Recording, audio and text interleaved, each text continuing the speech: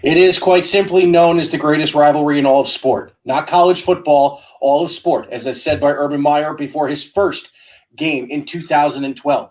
And in the state of Ohio, it is a ritual, and we raise them right. As you can see, we have the newest member of the clan wearing my favorite onesie, and he has one of those in his diaper. Not really, but he did earlier.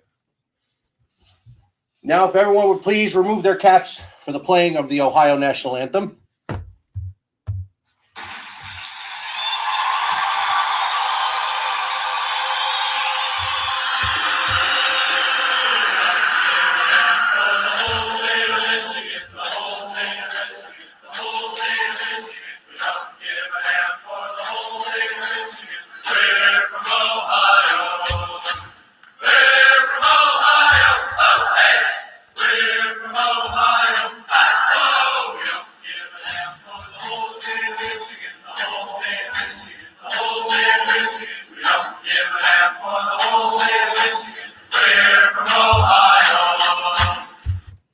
Welcome to the live preview of the 117th playing of the game between the Ohio State Buckeyes and that team up north, the Michigan Wolverines, taking place tomorrow at high noon, live on Fox with Joel Klatt and Gus Johnson on the call.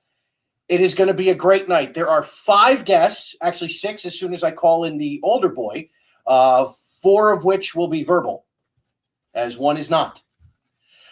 So let's jump right into it. My buddy JC Blue Note got in here right and early. And Jim, welcome to the show. Thank you for popping on.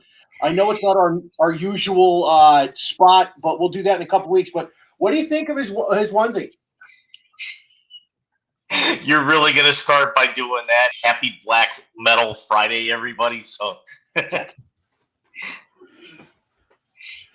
well, I'm going to pass him off to go to mommy. Bye-bye, Bubby.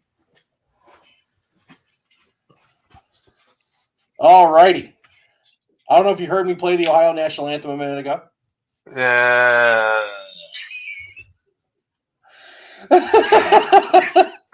Now you know why I was kind of dreading coming on tonight, but we're gonna do with it what we can, and all of our normal hijinks will be what next week. You were saying week after, something like that. Yeah, next week or the week after. And as always, I will say this: I don't own that recording. That is the Ohio State Men's Choir.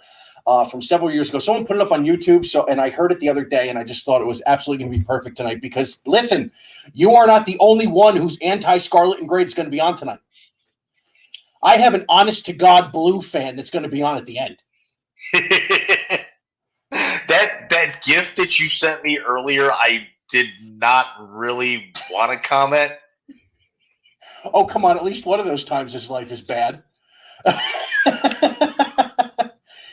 For those who are wondering what the GIF is, it's a kid in a Michigan jersey and a Steelers hat. It says, "My life sucks twice."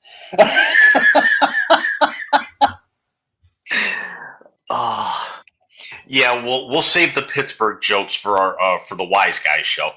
That'll work because we can go all night on that, and you and I have a very limited time here tonight. Yes, we do. I'm going to keep it everybody to about 20 minutes apiece. Jim, thank you for being the first one on. I figured let's get you on here. You're not a fan of either team. You are a hater of one of them, but I believe a respecter of both teams as far as being an outsider when it comes to this rivalry. So yes. I want to talk to you about 2 things real quick, and then we'll dive into one last thing. So the first thing I want to talk to you about is a lot of the talk this week coming out of Joel Klatt, coming out of ESPN, has been about Michigan's ability to rush the passer. But I want to give you 2 stats. I actually did homework today. They are 4th in the Big Ten in sacks. Guess who's number 1? The team that you're wearing. Exactly. Second thing, they were up multiple scores against Michigan State several weeks ago. Remember? Right. Do you know that Peyton Thorne's numbers that day were 19 of 31, no touchdowns and a pick and 196 yards, or 2 picks and 196 yards? Keep in mind with that Michigan, this is going to be I think this is going to be a lot closer than a lot of people are thinking here. No. I am not calling a blowout. This is going to be a 15-round heavyweight fight. The Buckeyes are only a 7-point favorite on the road here. Name the last time that they were a less than double-digit favorite, especially in this game. 2018. Exactly. You got to go back several years. Yeah, but do you remember what the final score was in 2018? Yeah.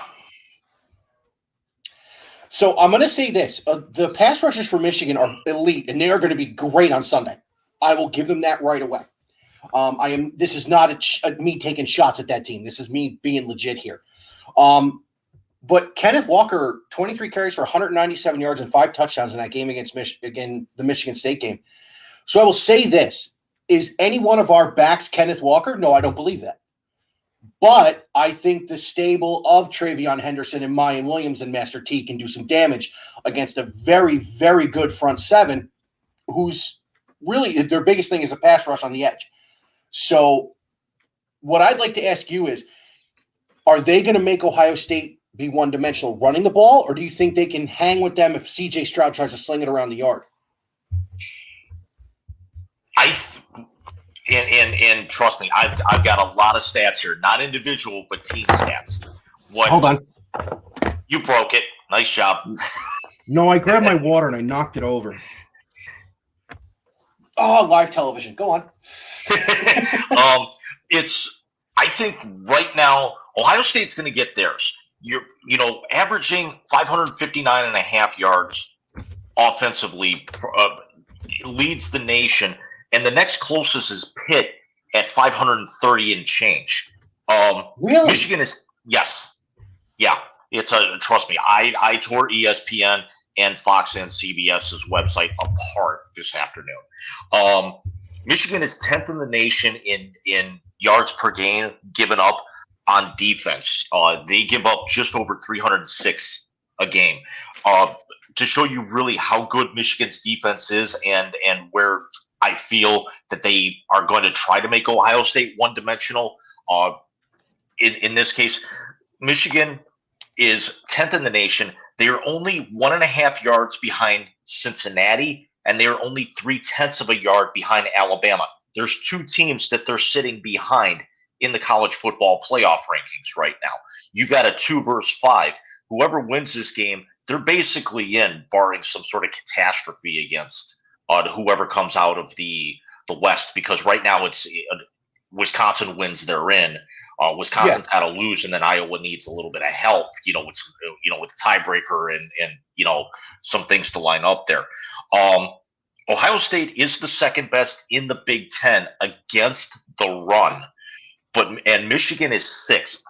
Ohio State's averaging 103.5 on given up on the ground. Michigan's at 128. So Ohio State's gonna get their rushing yards. Michigan's gonna give those up. But with Ohio State right now, with their offense, with the way that they sling it around, it's really gonna come down to, can Ohio State, between possibly running the play action, if they can get the play action pass involved, if they can actually start opening up some holes and breaking off some big chunks of yards, I honestly think that Ohio State, I don't want to say is going to run away with this game, but they're going to win this comfortably. Michigan's key to this game, in my opinion, is can they get to that Ohio State second level? Because if they can't get past the front 7, they're done, and this could actually be uglier than last week. Well, now listen, I sat here with our buddy Creedy's 3 years ago. 2019, I didn't do it because of some stuff going on. And last year, of course, Michigan punked out. But I sat here and we talked about basically the same thing. And that was the defense with Devin Bush. Who's the crazy one with the long hair? Chase? No. What was it? Not Winovich. You know who I'm talking about. The one who coined the revenge tour thing. Oh yeah, I'm not too good with names because again, he's in New England. Who cares? Yeah, he's in New England. Who cares? Yeah. I'm definitely not going to know who he is because I'm a Patriot hater too. Amen. That's my dad's team, so that's why I'm a hater. I love it. So, anyways, I think it's going to be a close game, and I think they're going to have to win the game on the ground because of the zone defense Michigan plays. Now, I didn't see it. I was looking at this here. Michigan is +7 in the turnover ratio, which is second in the Big Ten. this is it. They're coming into a game where for the second time in 3 years, they are facing the number one offense in the country in one facet or another. The 2018 team was the number 2 overall offense and the number 1 passing offense in the Big Ten with Dwayne Haskins and those boys there. Scary to say, I think this receiver core is better than Haskins, who had Paris Campbell and KJ Hill and Terry McLaurin and a young Chris Olave who caught his first touchdown pass in that game. First 2, actually. So can Michigan has number 1, do you think they can keep up with their zone defense? And number 2, if they can't, how do they stay in this game? And I'm not saying it as an Ohio State fan. I'm really not. I'm asking this legit because this offense last week, I sat on my couch and I watched this game and I'm going, what, 7 for 7? Right. Against a very good defense? My dad and I were actually planning on watching it together. I was going to pull up a stream here. He had it on at home, and every time I checked in, they had put another 2 scores on the board. It's like, okay, it's back to whatever hockey game I was watching, I was sitting here or playing video games. Well, I did. The big ones I'll watch all the way through, but yeah, there's been times where I've thrown Paul Keels on the radio, Bluetooth it to the sound bar, and I'm playing either MLB or Madden or something.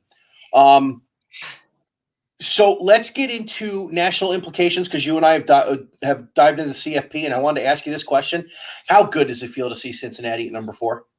Oh, I think you and I brought it up in the text. How's the old line from Ric Flair go? It's a lot easier jumping on than jumping off. When you're in, you're in. It's with the way that they beat East Carolina today, and they're going to end up. They're going to actually get their shot against Houston, who they didn't actually play in the regular season. But Cincinnati's basically in. The winner of this game tomorrow is essentially going to be in, and then it's just going to be a matter of seeding at that point. I don't see any scenario where a team is going to have a strong enough resume to jump Cincinnati into that top 4. And if things line up the way that they do, let's say that Michigan pulls. I don't want to actually call it an upset because it's only a 5-2 and you're only a 1 touchdown dog at home. Let's say Michigan wins this game. Let's say Georgia falls to Alabama in the SEC title. Could you see a scenario where Cincinnati actually has the resume and jumps to maybe a 2 by process of elimination at this point? They would need a lot of help. That would mean Oklahoma State loses Bedlam as well. Not only that, okay, Oklahoma State would have to lose Bedlam. Alabama would have to beat Georgia, which I don't think is going to happen. I don't think Alabama's that good. Not only that, they would need some more teams to lose. Because if I think that if it goes against me tomorrow, and then because I think Wisconsin can beat Michigan if they run the football with that kid. What's he, 17? Their running back, he's a true freshman. Something like that, yeah. He's not 18 yet. If running the football, I think they can beat that team. So you're talking now, the way Cincinnati gets to 2, Georgia wins out, Bucks lose. You have Wisconsin wins the Big Ten, and they don't have the resume to get in. And then you have absolute chaos in the Big 12. But the problem with that is it's going to open the door for a 2-loss Oregon. And think about this, is the last time you and I got together a couple of weeks ago, we were actually thinking about Ohio State, Michigan State, because that was actually coming up. Just 8 days ago, you had 3 Big Ten teams in the top 6. And if Michigan beats Ohio State tomorrow and then loses in the conference championship game, none of them are going to get in. No, they're not. They're not. They're not going to let a 2-loss conference champion get in the Big Ten. They've already made that statement. The 2017 Ohio State team. So that's what's going to be fun about tomorrow is that, quite honestly, unfortunately, Khaki Pants said it best. This is a playoff game. The winner of this game gets to move on. Exactly. And for those of you actually thinking that that khaki pants is going somewhere. Keep in mind, he signed a 4-year extension back in January. So if they were to fire him after this game, let's say the Buckeyes go out and blow out Michigan by 40 points tomorrow, they would actually owe him $4 million.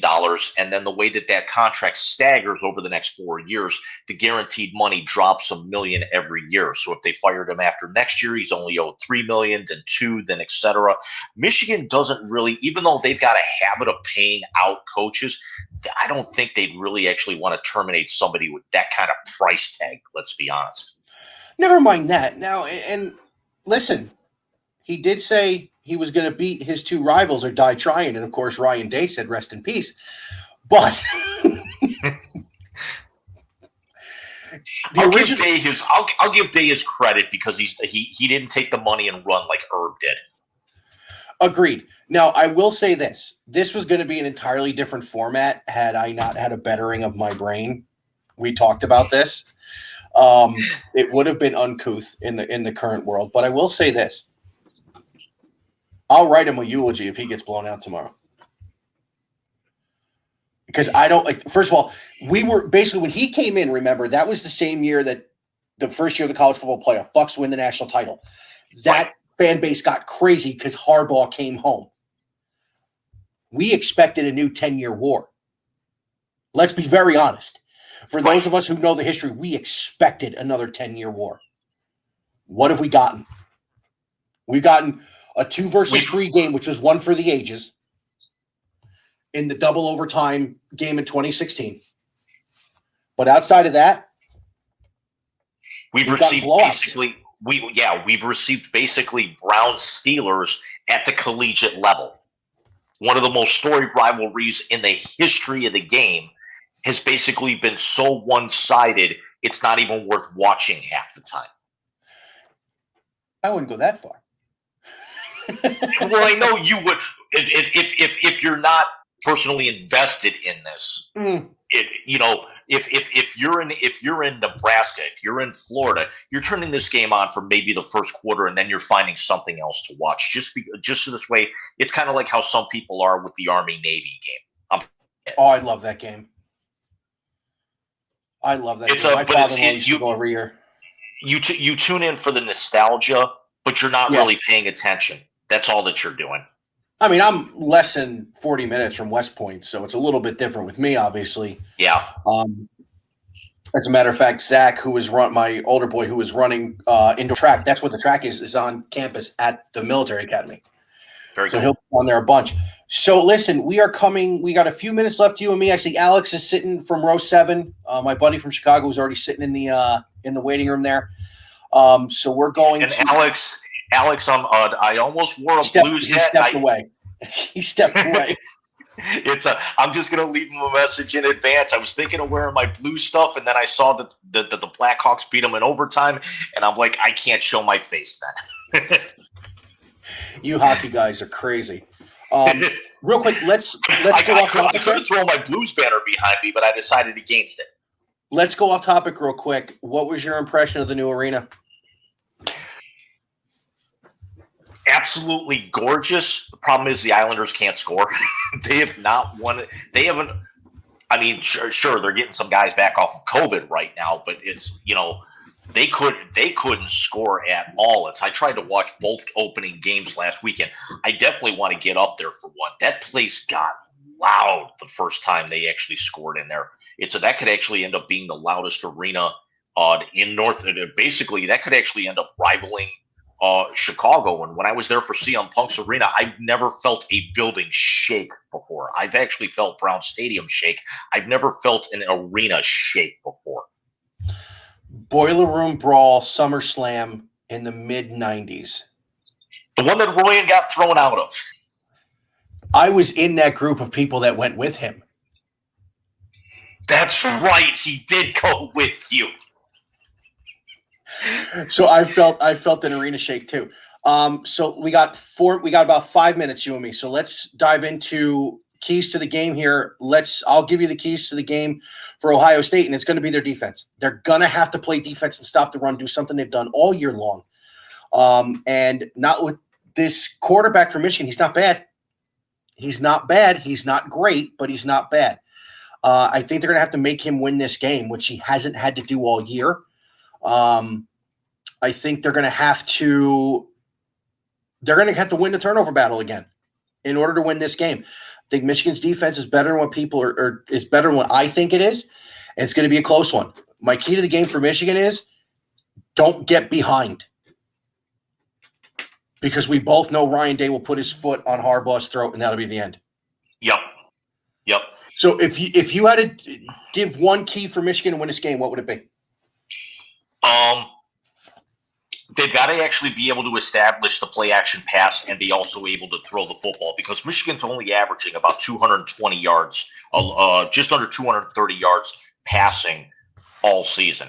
They are one of the best running teams in the country, but they've got to be able to throw the ball. Ohio State is sixth in the nation at passing at over 360 yards a game. Ohio State's going to be able to stretch the field. Can Michigan get into that second level, as I mentioned earlier? If Michigan cannot get in that second level, and Ohio State is having, if Ohio State is actually having to bring that back four up and maybe start putting 8-9 guys in the box, it's once they actually play from behind, even if Michigan gets momentum, I don't actually see how they can actually dig it out. They can make it respectable, but it's still going to actually end up as the same result. It's just going to make it look good in the eyes of the pollsters. I agree with you, and I will say this. The interior of the Ohio State defensive line with Haskell Garrett and those boys there, they have played outstanding. You can't run between the tackles against this team, which for several years was when they had Chase Young and Nick Bosa and those boys, you could run on the interior. You could not run on the exterior of that defensive line. So Haskell Garrett and those boys have played phenomenal, because if you stretch, they do have decent linebackers who can get out to the outside. Due respect to him, Tough Borland wasn't a guy you could trust to get a running back and set the edge, as you can some of these boys now, especially with Ugalele and Jack Miller, Jack Sawyer, the two 5-star DN recruits that are playing outside linebacker, by the way. They've been not kind of like what Bosa did his first year. Really didn't hear his name a lot till the end of the year. Now they're starting to play more. So yeah, I think it's going to be a good one. TV's all set up, ready to rock. I'm glad it's Gus and Joel and not Herbie and Fowler. At the very least, I'm actually hoping, because the last time I remember Gus Johnson, or at least remember watching Gus Johnson call an Ohio State game, it was hurt my feelings. Denzel Ward's hit against Maryland, which actually I think he broke out last week. He broke out when he was calling the Browns game. I didn't hear that, but I heard he did do the Browns game. My favorite Gus Johnson call, and then we're going to get Alex in a minute, is actually the Big Ten championship game against Wisconsin, which, by the way, if the Bucks win tomorrow, this will be the 5th consecutive one. You ready? Wisconsin, Northwestern, Wisconsin, Northwestern, Wisconsin. It hinges on Wisconsin, though. It does. So saying that, my favorite one was Dobbins broke a big run in that championship game his freshman year, and he actually said the words, "Look at this freshman," and he was losing his mind. Yep. There's only a couple of guys I actually can kind of love. You and I have just established a couple of weeks ago, we love Joe Buck. Gus is great, but quite honestly, there's one guy who I think is better than all of them. Kevin Harlan. Kevin Harlan is the he's the voice of 2K. Yes, it's he's also no regard for human life. That's a great line. And let's also remember a couple of years ago with he was actually calling the Chiefs game that he was at, and he was also calling the Patriots game that was actually keeping up with the score, because Kansas City had to win to get the 2 seed. So he was calling both games at the same time. Wow. I gotta send you that clip. It's hilarious. It's I think my personal favorite Kevin Harlan call was a fan runs on the field in the middle of a 49ers Rams game, and he's calling the guy drunk. He's bare chested, and he I remember that. So, Jim, That was classic. I got to tell you, I'm going to jump on with Alex, but thank you for jumping on. I appreciate it. I will talk to you next week. We will dive into the LeBron article next week. I promise. Absolutely. Good talking to you, Nezzy. Everybody else, have a great night. And Wise Guys, we'll be back with you guys next week. Take care of yourself, Jim. Have a good one, Thanks Mike. again, buddy. We'll see you. Later. So my next guest is, I'm going to have, this is the first time I'm doing this, so I'm going to have several guests. And my next guest is one of my favorites. He's actually the only guest I've had on more than twice. Because Jim and I now do our own show, so that's a different animal. But it is Alex from row 7. He is the man in Chicago. He is in the cradle of Big Ten country. And I see he is sitting in front of the China cabinet this evening. Alex, what's up, buddy? What's going on, man? How you doing? I'm doing good. How you been, bro? Busy, man. Busy, but doing well. Yeah, how was Hotlanta? Nice. Nicer than back home. Warmer? Warmer to say the least. I mean, I'm bundled up right now, so. Dude, this is actually a sweatshirt. Oh, nice. Okay. It's got the big Rican on the back too. I had it made when they went to the Fiesta Bowl. They should have beat Clemson. So let's dive into two things real quick. Number one, W's W yesterday, my friend. W is a W. Yes. We're missing our partner in crime. I didn't hear back from him, but it was going to be the three of us now. That way we can, we can do whenever we do stuff. It's always the three of us. So, but all right, let's dive in. You're in the cradle of Big Ten country in there in Chicago, Illinois. As I said to Jim just a couple minutes ago, you had stepped away. If it goes the way I want it to tomorrow, here's who they played. This will be the 5th consecutive year in the Big Ten championship game, and it's gone Wisconsin, Northwestern, Wisconsin, Northwestern. They win tomorrow. It's Wisconsin. So let me ask you this. In the cradle of Big Ten country, how big is tomorrow for Jim Harbaugh to keep his job? I mean, I feel it's massive for him, but I mean, we've seen him scuffle year after year in Michigan, and he still somehow maintains a job. So it's kind of like Matt Nagy here in Chicago. I mean, you hate that man. It's not so much hate. It's just that, like, if I don't do good at my job, I get fired. So if he doesn't do good at his job, you would think that the stars would align and you're under 500 for another season, and no playoffs again here in Chicago. Hub of what I think the NFL is, and it's neither here nor there. This is not that type of podcast for that. So let me ask you this, and I brought up the Bears for two reasons. One, I wanted to see the look on your face when I said a W is a W. And the second thing was there's speculation that if they lose tomorrow and Harbaugh gets canned, the first team to reach out is going to be the Chicago Bears. How would you feel about khaki pants on your sideline? Considering he was a quarterback for the Bears. It's a move that I can see them doing, but it feels almost like a lateral move from what we have right now. There doesn't seem to be any type of advancement. I know that he's been around the game for basically his entire life. I know he lives, eats, and breathes football, but will it translate onto the football field? I ultimately think it wouldn't, but I can totally see that as a Bears move going forward. If the stars were to align and he gets canned inevitably by Michigan, it's a possibility, but with everything that's kind of been put in place here, and I hate to take it back to NFL route, it almost seems that Nagy and Pace will be around for at least the 2022 season. So, okay. And we're talking about him scuffling. He's 10-1. He's number 5 in the country.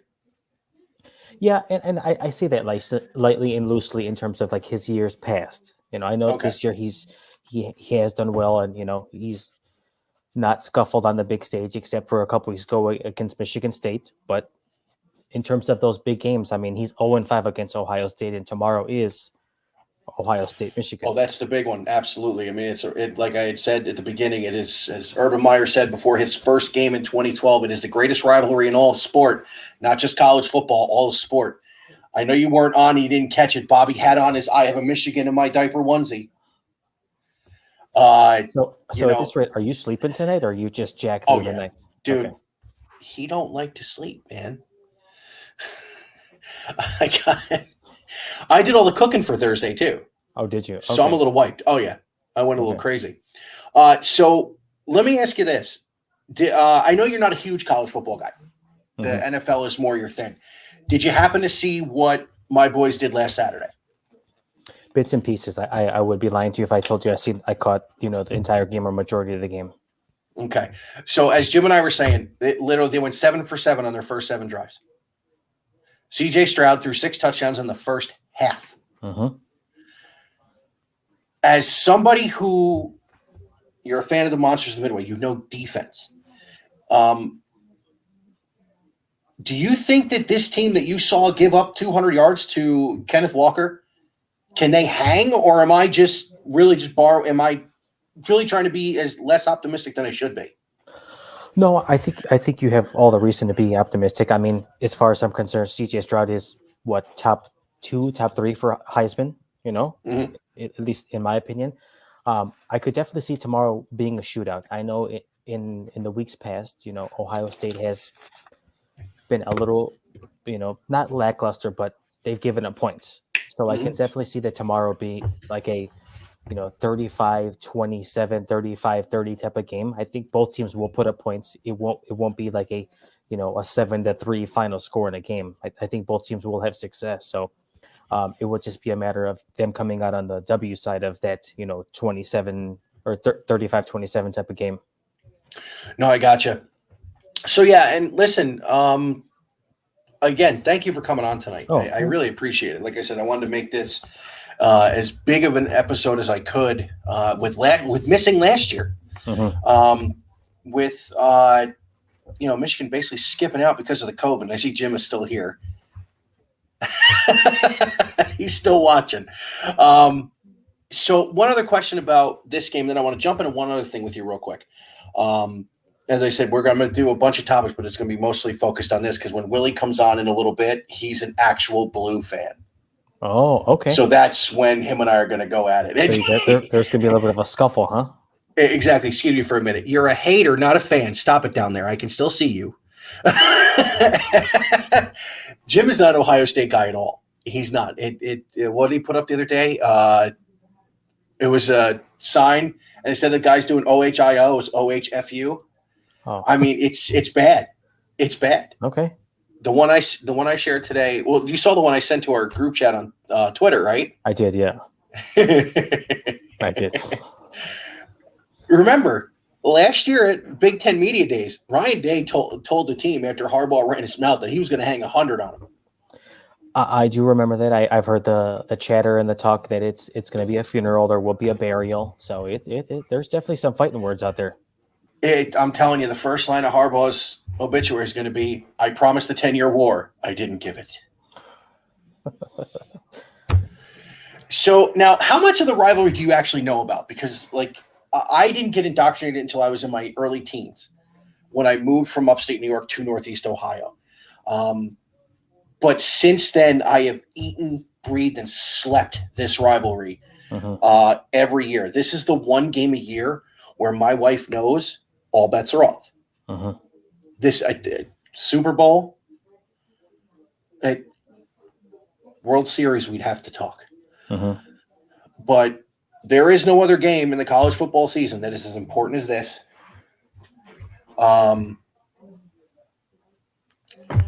Thanks, Jim. So how much of it do you know, and how much of it do you think is fan driven as opposed to player driven? Because it's definitely media driven when they're trying to get ratings. And by the way, both Big Noon Saturday and Game Day are going to be in Ann Arbor tomorrow. No, I would definitely say that I'm a novice in terms of the rivalry between the two, but I mean, just like most of them, it's always fan driven, regardless of the sport. If the teams are within the same state or a state or two away or connected by whatever it means, it's always fan driven, whether it's blue and yellow or red and white, whatever it may be, it's definitely fan driven. And I think that there's definitely some, some bragging rights and animosity that there could be there with the players and coaching and stuff like that, just to kind of say that, our boys won it, this is what we get to rep, but it's 100% the fans are really what bring it home. Let me give you a little history lesson. This rivalry did not start on a football field. It started on a battlefield. Due to a surveying issue when Ohio and Michigan were becoming states, the Toledo Strip was left to Ohio, and Michigan didn't like it. They actually fired weapons at each other. So I'd say football is kind of an easier way to deal with this, especially with, murder capital of the USA in Detroit. I think we'd lose that one. The biggest thing that seems to happen all the time is guys from Ohio who are very good end up going to U of M, and a couple times vice versa. For instance, Desmond Howard is from Cleveland. Went to Michigan. Exactly. Mike Weber, the running back from Ohio State a few years ago, from Detroit. So you have that cross. Elvis Gerbach. From Cleveland. So that's been the big thing. There's a video I saved on YouTube. HBO did a documentary, 15 years ago now, but when it was 1 versus 2 in 06. And they just took the rivalry from day one until after that game. And the insanity. Let me put it to you in terms you'll understand. Think Packers-Bears times a million. Okay. I mean, it already is. It's blood hate. Yeah, there's definitely that hatred that we have, and sitting on the Illinois side, and you talk about Wisconsin being just, a couple miles away realistically. So I get it. I mean, but I definitely think that in terms of college, from the college perspective, it is amplified 100%. Yeah, it's odd like that though too. You would think the NFL would be more into it. Like people always ask me that are baseball people, what would I liken this to? And it's Yankees Red Sox. Right. But again, Yankees Red Sox is romper room compared to this. Listen, tomorrow, if you have the ability to watch this game, because the players don't like each other, the coaches don't like each other. Respect left, right, and center. They just don't like each other. And now you're coming into even at just number 5, to play spoiler like that would make this season for those guys. I was telling Jim before, the stat that blew my mind. In the game where they lost to Michigan State, they gave up 197 yards on the ground and 5 touchdowns to Kenneth Walker. Peyton Thorne's numbers that day, 19 of 30 for a $196 and 2 picks. And they won. So if Ohio State has to run the ball tomorrow, not saying Travion Henderson or any of those boys are Kenneth Walker, but I think the 3 of them, Henderson, Mayan Williams, and Master Teague, can replicate the production. And Travion Henderson's a home run hitter. I don't know if you've seen some of the stuff he's done this year. That dude's got a 5th gear. An absolute 5th gear. So I'm going to ask you a question about the school that's close to you. And do you work for Northwestern? Is that what I remember you saying? No, the hospital. Oh, the hospital. Okay. Hospital, yeah. It's a big conglomerate here within the state of Illinois. They own like 11 hospitals here in Illinois. So they're just a partnership, but that's, not the school. No relation. Oh, okay. So Ohio State has has Wexler Medical Center. I didn't know if that was something that you guys did up there, but Patty Fitzgerald's still gonna have a job, right? Because he's like the man. I love Pat Fitzgerald. There's no stuff coming out of Chicago about that, is there? No, I mean not at all. I know that they've had an off year to say the least. But no, there's definitely been no rumblings of him losing his job. I think he walks on water here in the state of Illinois, in Chicago, as far as I'm concerned.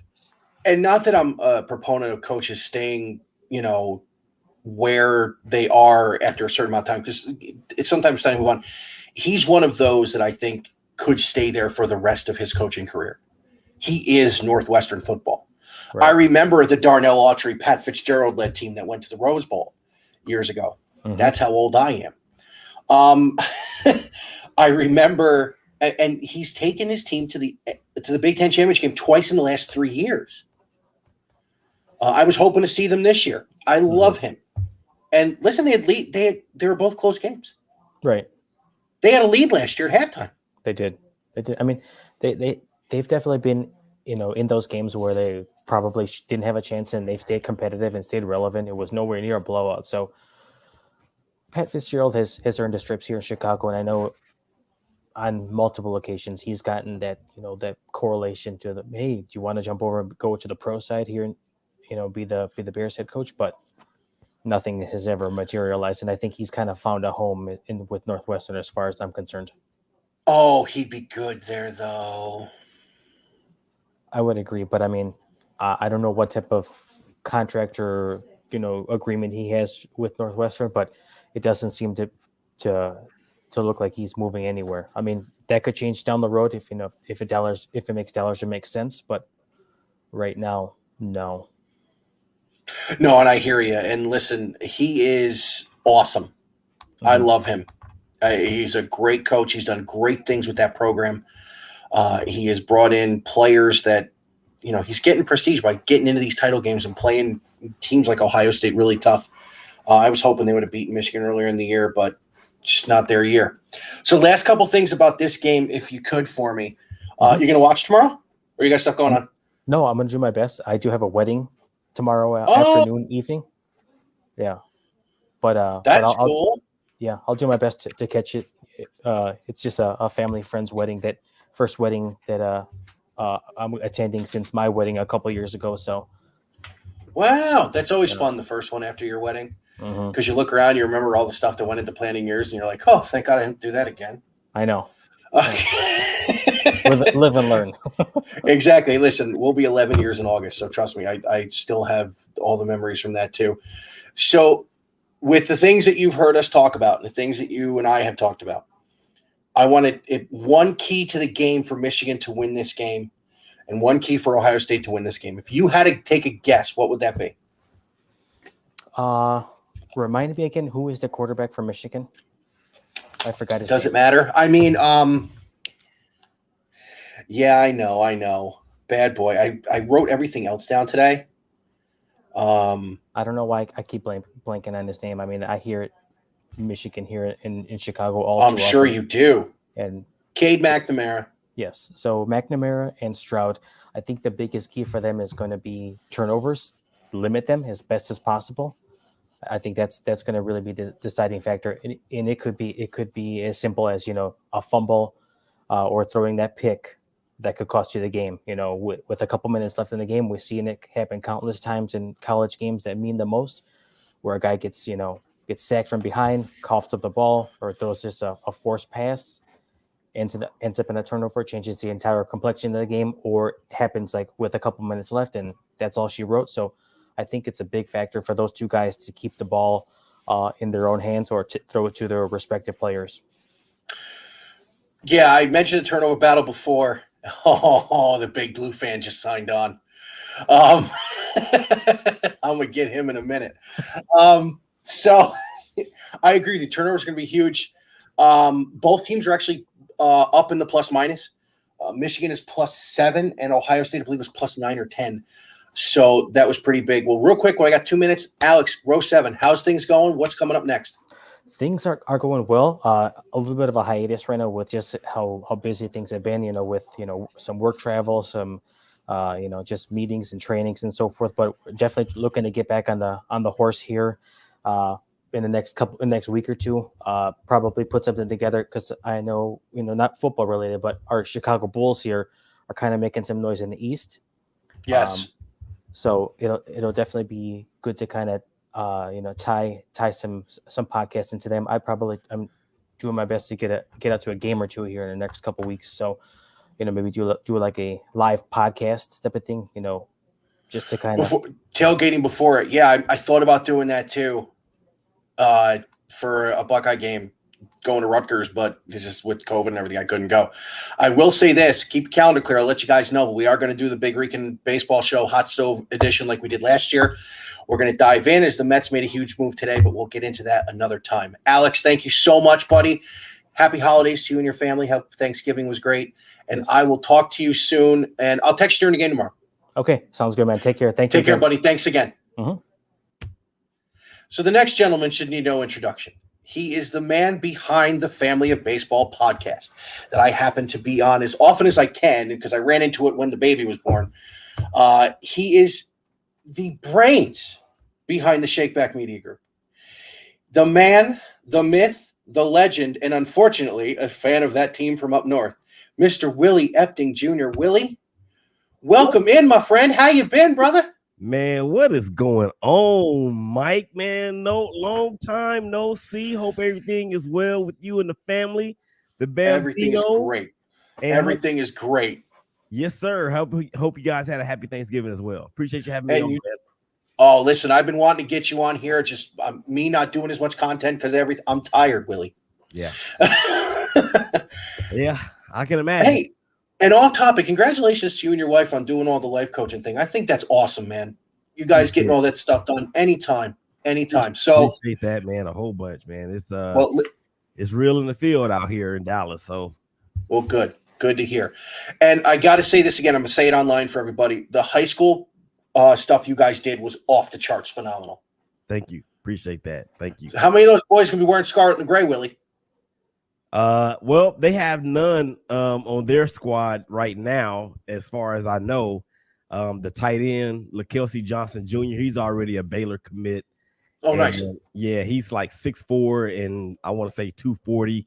Standing next to him and getting his interview, man, was it was like Aaron Judge and Jose Altuve standing next to him. So, but yeah, he's a good kid. They're all good kids out there. They didn't have the season that they thought or that they anticipated.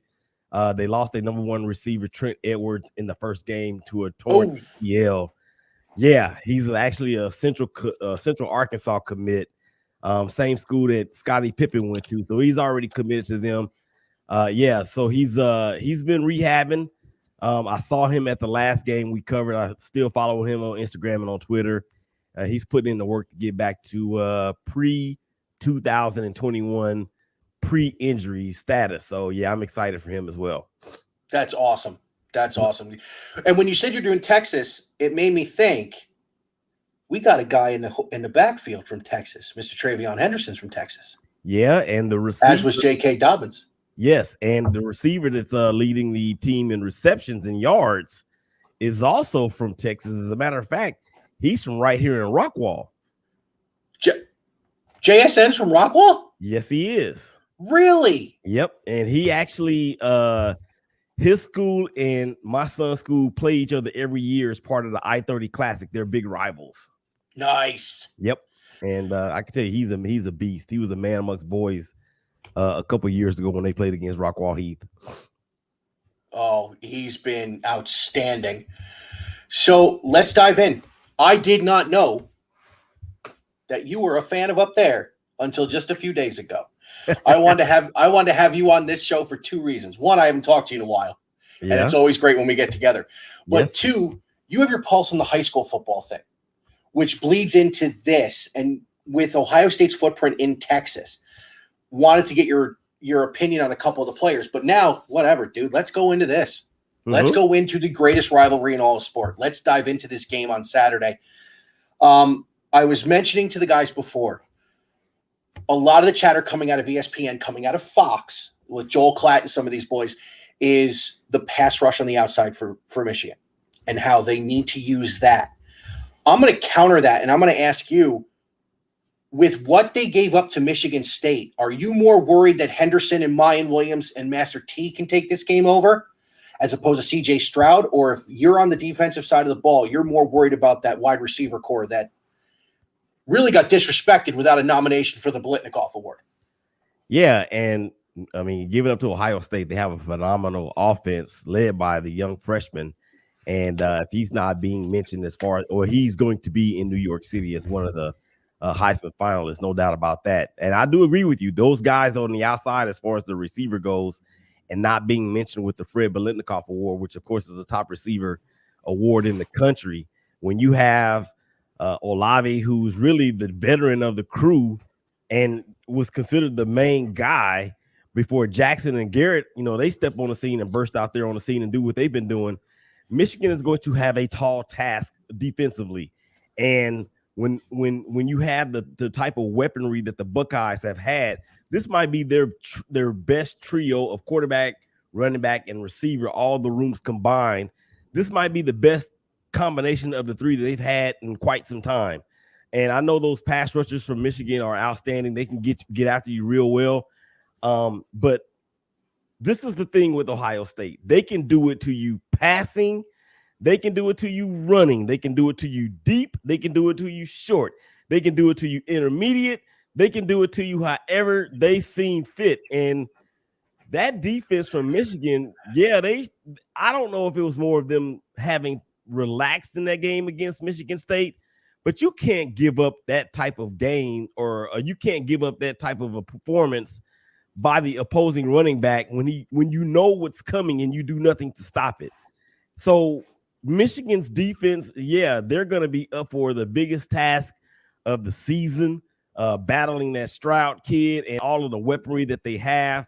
But I'll say this, man, just like with any quarterback that we talk about, whether it's high school, college, or NFL, if you can get pressure with just the front four and play coverage behind those guys, then you'll have at least a better opportunity to pull off the unthinkable. I agree with you. And pressure on CJ Stroud is going to be the big thing, which is why I think something that happened last week when they just took it to Michigan State. Mm-hmm. Did you see what they did to them in the first half? Yeah. I mean, it was criminal. That 7 for 7. Mm-hmm. Willie, I said to Jim, who I do my Wise Guy show with, is a buddy of mine from high school. We've known each other since, let me put it this way. I've known Jim longer than Eddie George, since before Eddie George won his Heisman. That was 2000. That was 1995. Yeah. I've known Jim a long time. Yeah. I sat here on my couch last Saturday and I'm watching that game. And I figured, okay, this is going to be a typical Michigan State, Ohio State game. They're going to beat each other in the face. It's going to be, oh, that was quick. Yeah. Oh, they did it again. And I'm like, I was floored. I was absolutely floored. I think Ohio State's going to have to run the ball. I honestly do. And Travion Henderson didn't play after the first quarter last week. Yeah. Yeah. I mean, why? Why? They're keeping him fresh. Yeah, exactly. Exactly. You're going in there with a fresh, true freshman who's over $1,000 already. Mm-hmm. And Ryan, we all know Ryan Day is far better than what we thought he was going to be taking over for Urban Meyer. Mm-hmm. I thought there was going to be a step back in recruiting. I thought there was going to be a step back in play because it was a new guy, and then we're bringing in a new quarterback. All he's done is win the Big Ten, not lose a game in the regular season in the Big Ten, and actually not lose a game in the Big Ten at all. He's lost twice, or 3 times, excuse me. Clemson in the national semifinal. Bama that was ugly. Yeah. And this year to Oregon in week 2. So he's a great recruiter. He's got a great offense running. Is this game going to cost Harbaugh his job? Straight out. You know what? I'll put it to you like this, Mike. If he loses this game individually will not be the reason he loses. It'll be the collective collapse against his rivals, his biggest rivals, Notre Dame, Ohio State, and Michigan. I think he's only won 3 games, or maybe twice. 2 or 3. So it would be this will be the final nail in Harbaugh's coffin should he lose this game. I don't see how they can bring him back. And if I'm a Michigan fan, and I don't even want him back if he can't pull this off, because this is probably the most talented team that he's had that can compete with Ohio State. We've seen kinks in Ohio State's armor and what Oregon did to them, and even what Penn State was able to hang around for as long as they did. And I don't know what happened with Michigan State. Michigan State, they just didn't seem ready. It's like they were already defeated before they even stepped on the field. Yeah, let me drop this in there for you. Michigan State is the single worst pass defense in the country, not the Big Ten, the country. So when you have and we didn't even talk about Jeremy Ruckert yet. When you have that kind of production on the outside and the tight end that can catch the ball against the worst pass defense in the country, you're not gonna you're not going to play well. I didn't see 56-7. Yeah. But I saw them being able to throw the ball. I mean, I said this to Jim earlier, and I said, when Harbaugh signed, it was during the Ohio State run to the national championship in the first playoff. The Ezekiel Elliott, Cardale Jones team. Mm-hmm. We expected the 10-year war. I will fully say that. I took all my shots at Harbaugh. I made fun of it, whatever. I was waiting for Woody and Bo Part 2. Mm-hmm. And I was waiting for every year this game being a knockdown, drag out, just like 3 yards in a cloud of dust, the whole 9 yards. Right. We've gotten one close game in 5 years. He doesn't just need to keep this game close, Mike. He has to win it. He has to win it. Michigan is on the doorstep, even after giving up that game against the Spartans, a rivalry game, battle for the axe, Paul Bunyan's axe. You are right. It's all out in front of you, Michigan. This is the best opportunity you've had probably since 2006. That memorable game against Ohio State between when Chad Henne and Mario Manningham and all those Mike guys, Hart, the kid from you guys that you had at running back. I can't think of his name. Michael Pittman. I'll go even further than that. Beanie Wells played in that game. Ted Ginn, Anthony Gonzalez, all of them. Yeah. So this is the best, and I think that Michigan got robbed on that Sean Crable hit on Troy Smith, to be honest with you, but that's just me. But this is the best opportunity that you've had against Ohio State in 15 years. And let's talk about 16. They were pretty evenly matched too. Okay, but in terms of this being the game that's right there in front of them that could propel them into the national championship picture, this game because remember back then it was what they were 2-3 or 1-2 or something to that effect in 06. Yeah, it was 1 versus 2. Yeah, because I will never forget that was 1 versus 2. 10, and that was the week Bo Schembechler died. Mm-hmm. 10 years later, it's 2 versus 3 in that game, the first overtime game that went to double overtime, where he was this far away, and I have the T-shirt that says no, the spot was good. That game was 2 versus 3. This is the highest ranked game since then. Right.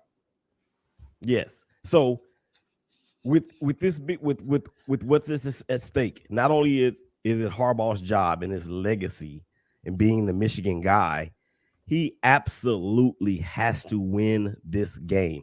This will send Michigan to their first Big Ten national conference championship game under him, and then it puts them right in the driver's seat to grab. I mean, if Michigan can beat Ohio State and then beat Wisconsin or whoever on the other side of the bracket, in the Big Ten championship game, they are going to unseat Cincinnati in terms of being in one of those 4 spots.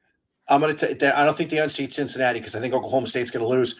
But I think if they win tomorrow and win the Big Ten, Michigan's going to have the 2 seed. So you think they're going to jump Alabama? Yeah, because Bama's going to get boat raced by Georgia. I think they're gonna beat Auburn, but it's going to be close, and then Georgia's going to put the clamps on them. Kirby's waiting for this. Oh, come on, Kirby is waiting for this.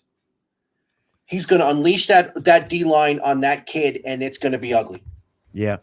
I do have concerns about Georgia and their offense. It's terrible. Yeah, and this is not the 2002, 2003, that era of college football where the defenses are really in more advantageous. It's not like that this time. So Bryce Young for Alabama, he started out very hot. They have a stable of running backs as usual, and their receiver core is, although the names aren't as familiar as what we've seen with Devontae and Jalen and Cam Sims from way back in the day, and Julio Jones and Calvin Ridley. Mm-hmm. Those dudes can play. Their number one wide receiver who is up for the Blitnikoff Award is a kid by the name of Jamison Williams. Mm-hmm. He's a transfer. Do you know where from? Ohio State. Yeah, he would have been number 4 on the depth chart, and this dude leads the country in receiving. It just goes. Here's who's not playing at Ohio State. Emeka Ibuka, who is the number 1 wide receiver in the 2020 class. Harrison. Not Harrison. The father's a Hall of Fame wide receiver. Yeah, Marvin Harrison Jr. Yeah. Mm-hmm. Not playing. Julian Fleming caught his first touchdown ever last week. He was the number 1 in the Ibuka was a 2021 class. Fleming was a 2020 class. They're not seeing the field. Mm-hmm. Jamison Williams had to transfer to get on the field. Well, and he's Saban's number 1 option. I find that hilarious. Kind of reminds me of a dude by the name of Joe Burrow. Oh yeah. You might remember who he was, right? Yeah. And the funny thing is that Burrow was there when Haskins had to come in for JT Barrett in 2017. Burrow broke his hand in fall camp, could not play. Dwayne Haskins becomes the backup and wins the job in spring camp. That's why Joe Burrow went to LSU. So is it safe to say that but for it could have been it would have been Burrow at Ohio State instead of going to LSU? If I personally think if Burrow wouldn't have gotten hurt, it's Burrow at Ohio State instead of Justin Fields. Who also because Burrow would have been the starter Haskins year. Right. And if he would have taken the same road Haskins went, which was go right to the pros after a phenomenal season, yes, Justin Fields would have transferred. Burrow wasn't ready. Uh-huh. Burrow would have stayed the second year. Fields wouldn't have transferred and not started right away. So, because it seems like the SEC and the Big Ten now have some sort of pipeline. They do. Hey, you don't want my player, I'll take yours. Hey, you don't want this player, send him here. And I know that's not what's going on, but just think about how Justin Fields, Joe Burrow, the defensive back from LSU who just entered the transfer portal, looks like he's going to end up in Columbus. Wow. See, and LSU situation, dude, is it's teetering, to put it nicely. That is putting it nicely, especially since Mel Tucker signed that deal at Michigan State. Yeah, so that was what 10 years, 95 million or something like that. Yep, incredible. What's Ryan Day going to make? How much is he making now? Like 4? No, I think he's making 6. But Mel Tucker's getting 9.5. Yeah, and Ryan Day has been to how many college football Final Fours? Both years. Yeah, both years. And he's got a 30-point win over Clemson in that. And he's got and Ryan Day has a 49-point win against the guy that just got 90 million. Yep, and he also has 2 consecutive Big Ten championships. He's got 0 losses in the Big Ten at all. I mean, the scary part is this season reminds me of 2014. Uh-huh. Scarily reminds me of 2014. They don't have the Joey Bosa type player. But what they have is they have a defense that can stop the run, which is what they did. You know, that team played the 3 Heisman finalists in a row. Uh-huh. They played he's with Denver, running back from Wisconsin. Melvin Gordon. Yeah, Melvin Gordon. They held Melvin Gordon to 51 yards in the Big Ten title game. They won 59-0. 59-000, yeah. And they were underdogs that game. Or that's because Cardale was playing. Mm-hmm. Because JT Barrett got hurt in this game. Then you had Bama with your boy down in Texas there, Mr. Cooper. Yep. They held him to under 100 yards receiving. Mm-hmm. And then they beat up on Mariota. So now you're going to get Harbaugh here. You're going to get that kid. If you take care of business tomorrow, you get the kid from Wisconsin who's outstanding. Uh-huh. Then you go into the playoff. Do you know what I'm hoping for? I hope Cincinnati wins out and somehow gets the 2 seed or the 3 seed. Yeah, I don't think we really have an issue whether or not they're going to win out or not. I know they're going to be playing in their conference championship game, probably against maybe Houston. Yeah. The top 15 Houston team. Yeah. I mean, but if they do beat Houston and they beat them pretty handily, that's only going to further their resume. Agreed. So when I said earlier that Michigan can unseat Cincinnati, well, you're right, because as it stands right now, we have Ohio State, or we have Georgia, Ohio State, Alabama, Bama, Cincinnati, and then Michigan's at number 5. And who's is it? Oklahoma State at 6. Oklahoma State's at 6 or 7. Okay. It's going to be chaos, man. It's going to be chaos. Now, I think the team that has the most to lose right now in that top 6 is Ohio State. They really are. Because 6 is Notre Dame. 6 is Notre Dame. And Cincinnati is 2, who went to Notre Dame and beat them. Yeah. Okay. And Notre Dame hadn't lost a game since. Nope. So that further strengthens Cincinnati's resume, right? So let me give you the top 10. It's Georgia at 1, Ohio State 2, Bama at 3, Cincinnati at 4. They're in the playoff as of right now. Michigan at 5, Notre Dame at 6, Oklahoma State at 7, Baylor's at 8. Ole Miss at 9, who just won the Egg Bowl, and Oklahoma is 10. Wisconsin's 14. So whoever wins tomorrow is going to play a top 15 Wisconsin team in the Big Ten Championship. Right, but which is going to further that resume. Yeah, but even if that happens, if Ohio State gets there and they lose to Wisconsin, they're out. If Michigan gets there, if either team gets through the other one tomorrow and loses the Big Ten championship game, Big Ten champion's not coming. Yeah, okay, yeah, I was going to agree with that. And did you say Baylor was at number 8? Baylor is at 8. Ole Miss at 9. Oklahoma at 10. So you have not only the 2-5 tomorrow, you have the 7-10 tomorrow. Yeah, and that's Bedlam. Yep, Bedlam. And then you have after that the Big 12 championship game, which may be Bedlam again, or it may be Oklahoma State and Baylor because Baylor beat OU a couple weeks ago. Yep. Wow. It's going to be crazy the next 2 weeks. And so, yeah, this is the last regular season week. Championship. It's rivalry week. Yep. Yeah, exactly. Wow. So the Apple Cup's going on right now, and I want to say it doesn't really matter because Oregon's already in the Pac-12 championship. Mm-hmm. Which I think they may end up playing Utah again, by the way. And they got destroyed by Utah last weekend. 38-7. Yeah. I think that Oregon team we may have given them a little bit more credit than they're due. You know what? I look at it this way. And I'm not making excuses for my guys for losing that game because they were in it. They should have won that game. Mm-hmm. But here's the reality. C.J. Stroud's first pass in a college game was the week before. The defense has gotten better and better each week. Thibodeau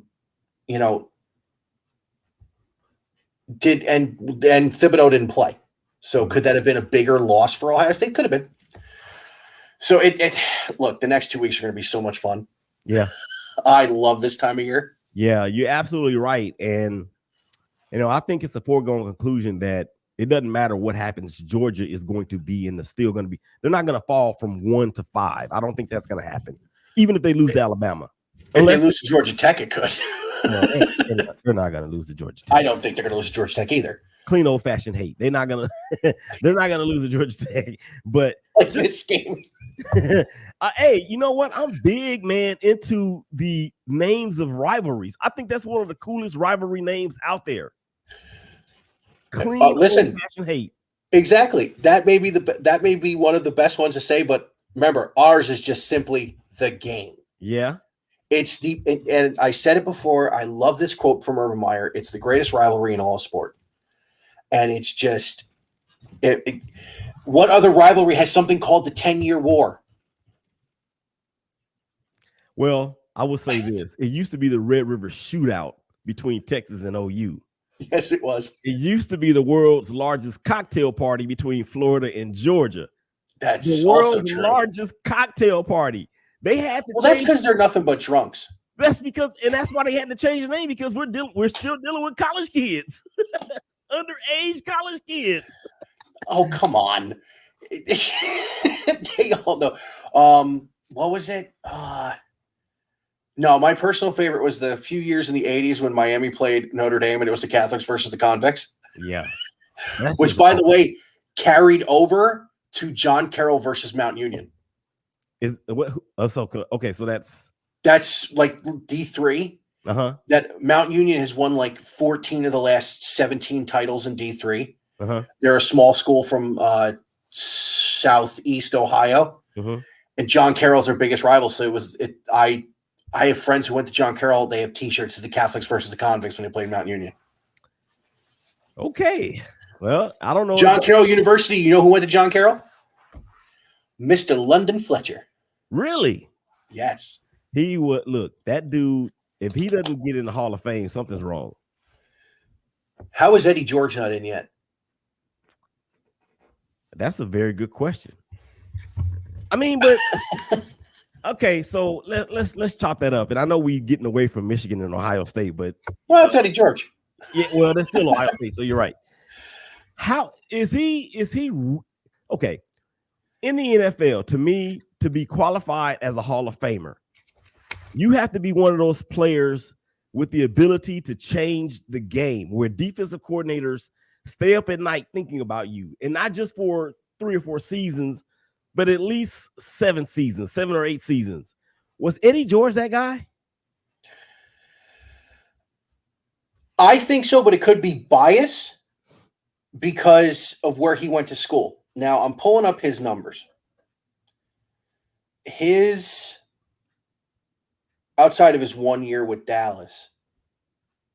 You're talking rushing 1 year, didn't he? Huh? He led the league in rushing 1 year, didn't he? A few times. Okay. I'm pretty sure it was a few times. Of course, he was the key cog in the offense that went to the that Super Bowl. But a lot of Eddie George's, the reason he wasn't, well thought of as being that guy is because of who his quarterback was. Steve McNair. Steve McNair. And my favorite player of all time. Was he really? Oh, yeah. He was fun. Yeah. Listen, how many 10,000-yard backs aren't in there? How many 10,000-yard backs with 2,300 yards receiving in their career aren't in? Well, I can't think of anybody that's not in with 10,000. I mean, Frank Gordon, that's only because he's not eligible yet. Well, Frank Gore's still playing somewhere. Isn't his kid old in playing college? Yeah, I think so. But Frank Gore is actually boxing now. He's got a match against Darren Williams from played with the Nets, played with the Cavaliers. Played with the Cavaliers, yeah. They've got a boxing match coming up. Oh my God. Can I ask a favor? Can he seriously just knock Darren Williams out? Please? You know what? Frank Gore he's like a lump of muscle. Exactly. And Darren Williams is he's 6'4". Darren Williams, I think, is 6'2". Frank Gore is 5'8". Is he really? Frank Gore is my height. He's 5'8". Let me give you one stat, and then we'll jump back to the game quick. Okay. He's got 3,000 more yards than TD. Terrell Davis? Uh-huh. Okay. Terrell Davis has 2 Super Bowls and a Super Bowl MVP. I think that actually sways it a little bit. First of all, the Super Bowl MVP is the single worst award ever given out. I'll tell you why. You ready? Yeah.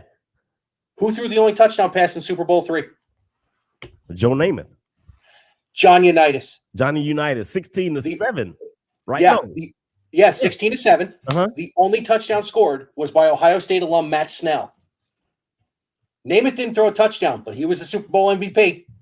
It's a quarterback award. But hold on. Eli Manning's got 2 of them, and his defensive line beat up Tom Brady for 2 straight games. Yeah, but he did lead them on the march, though, to Go ahead. Guy made 3 good throws in 2 games, and his 2 Super Bowl MVPs is going to have a gold jacket. So you saying that Eli shouldn't be in the Hall of Fame? He's in the I'm Hall saying of I'm saying the Super Bowl MVP shouldn't matter. Oh, well. I guess it kind of depends on the era. Maybe. Yeah. Yeah, Maybe. well, and he also did take down the only team that gave the 71 Dolphins a run for their money. Mm-hmm. So, if you had a key to the game for your boys to get this done, what would it be? Run the ball. Run the ball. And then when you're finished running the ball, guess what? Run the ball some more, because you have to find a way to neutralize that high-powered, high-octane, rocket fuel, jet fuel offense from that team to the south.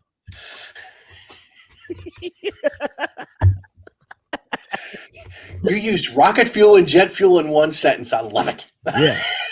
Hey, man, it's just because look, if they get it, they cannot, not many teams in America, not just in the Big Ten or in the Big 12, where defense has been optional for the last several years. There are not many teams that could get in a track meet with Ohio State. No. It's just you just can't do it. Alabama might be able to. Georgia can't. If Ohio State meets Georgia in the college football playoff, it's going to be ugly. See, I agree with you, and I will say this: 2 things on what you said about running the ball. I agree with you. If they can get the ground game going, they can limit the amount of time C.J. Stroud's going to have the ball. I would also say that Ohio State also needs to run the ball with those 2 great defensive ends that Michigan can bring you. But if this turns into a shootout, it's not going to last long. Yeah, you're right. And Haskins and Corum have a combined 1,800 yards running the ball and 23 scores. So you got a two-headed attack that could easily, I shouldn't say easily, that can conceivably be the 2 sole proprietors in keeping Ohio State off the field. Now, I know Ohio State has a plethora of running backs too, but Michigan is known for the ground and pound. They're known for the 3 yards in the cloud, or 3 downs in the cloud of dust. I think Ohio State can play that way and win that way, but they'd rather not. No, they'd rather sling it. Not against this team. No, well, maybe against this team, the whole punch in the mouth philosophy. Because this is going to be ugly. The coaches actually hate each other, which I think is phenomenal. Yeah, there was a healthy respect between Urban Meyer and Jim Harbaugh. Ryan Day don't like him.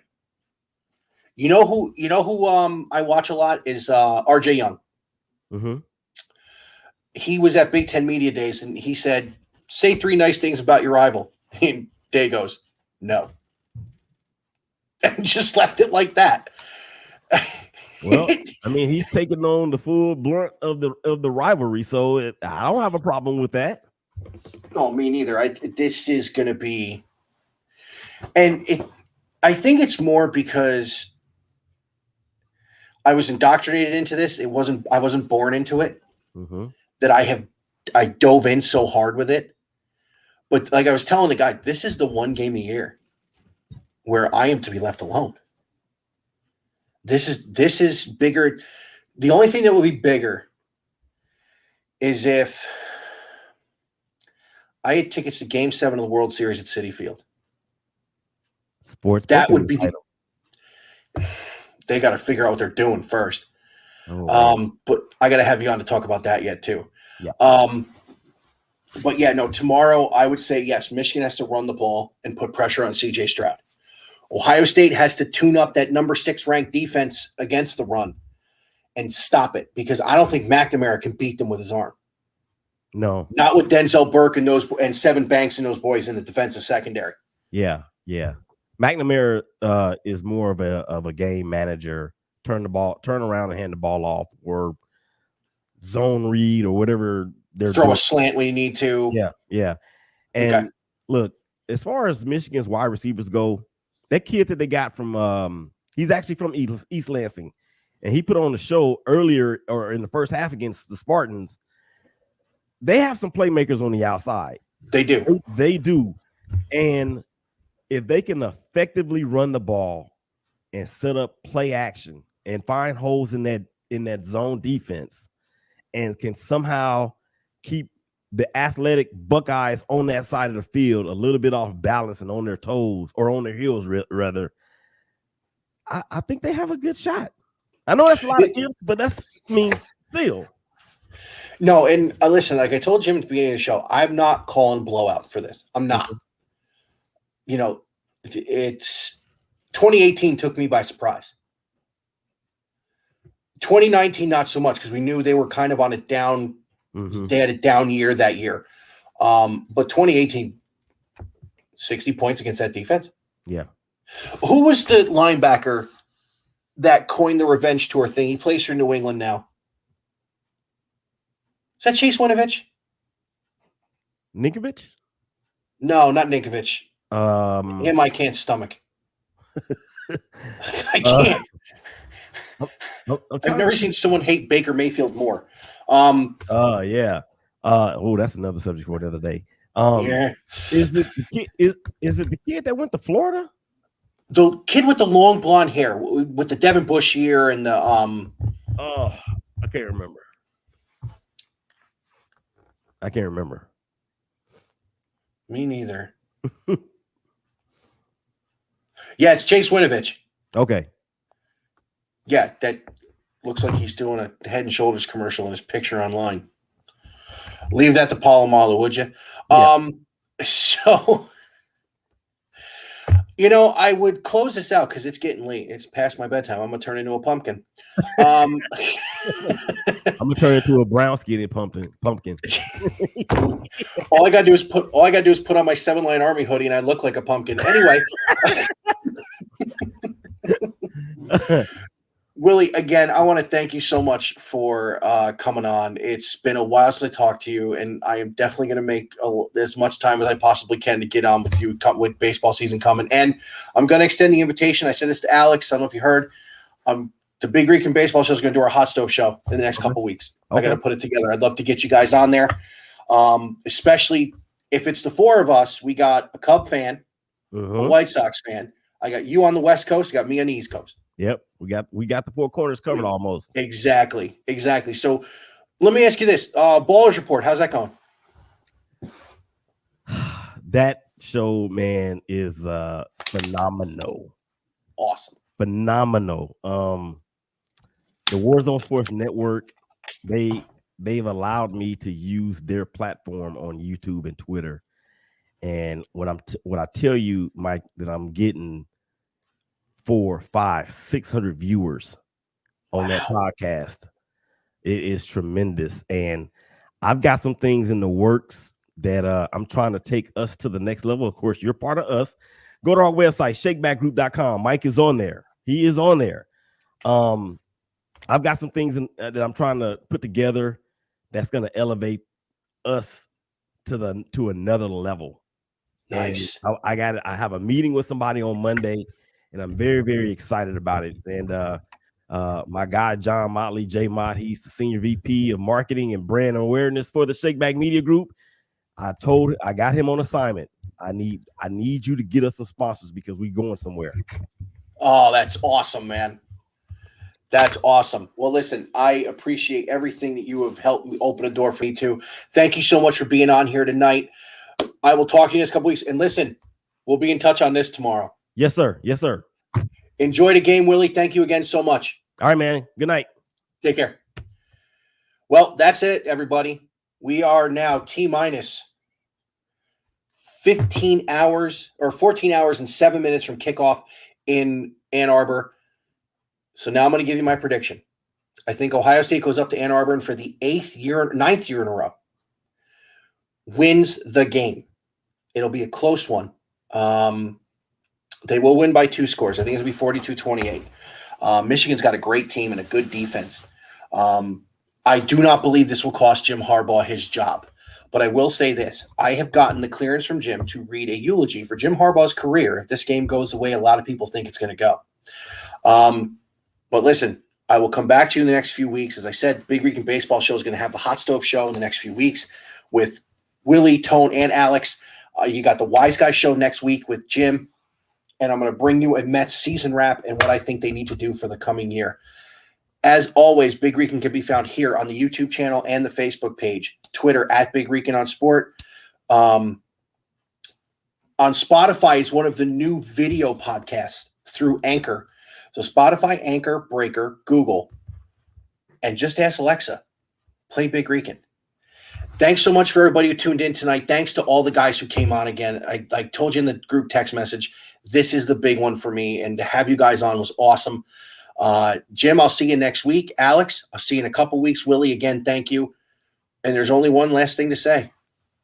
OHIO, go Bucks.